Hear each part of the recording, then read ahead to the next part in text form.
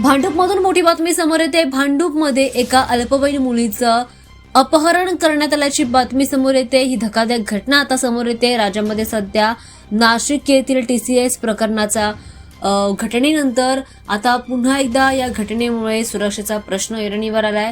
भांडूपमधील खिंडीपाडा भागामध्ये राहणाऱ्या 16 वर्षीय हिंदू मुलीला 21 वर्षीय तरुणाने फूस लावून नेल्याचा आरोप या ठिकाणी करण्यात आलाय। नाशिकमधील चर्चेत असलेलं लव जिहाद प्रकरण, धर्मांतर प्रकरण, TCS कंपनीतील हे प्रकरण आता गंभीर बनत चाललंय आणि त्यातच आता या घटनेमुळे परिसरामध्ये मोठी खळबळ उडाली आहे। खिंडीपाडामधील 16 वर्षीय हिंदू तरुणीला 21 वर्षीय तरुणाने प्रेमाच्या बहाण्याने पळवून नेल्याचा आरोप या ठिकाणी करण्यात आलाय। या प्रकरणात या मुलीच्या कुटुंबियांनी पोलिसात तक्रार दाखल केली, मात्र 8 ते 10 दिवस उलटून सुद्धा या मुलीचा अजूनही तपास लागला नाहीये। वेगवेगळी पथकं या ठिकाणी तैनात करण्यात आली आहेत, नियुक्त करण्यात आली आहेत।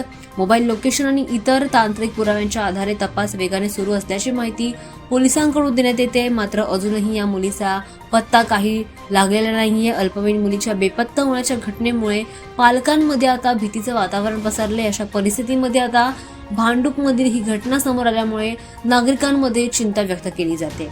दरम्यान संबंधित मुलीचा लवकरात लवकर शोध घेण्यासाठी पूर्णपणे प्रयत्न सुरू असल्याचं पोलिसांनी सांगितलं जात आहे। यानंतर या मुलीचा पत्ता लागल्यानंतर आरोपीवर योग्य ती कारवाई होईल असा इशारा देखील देण्यात आला।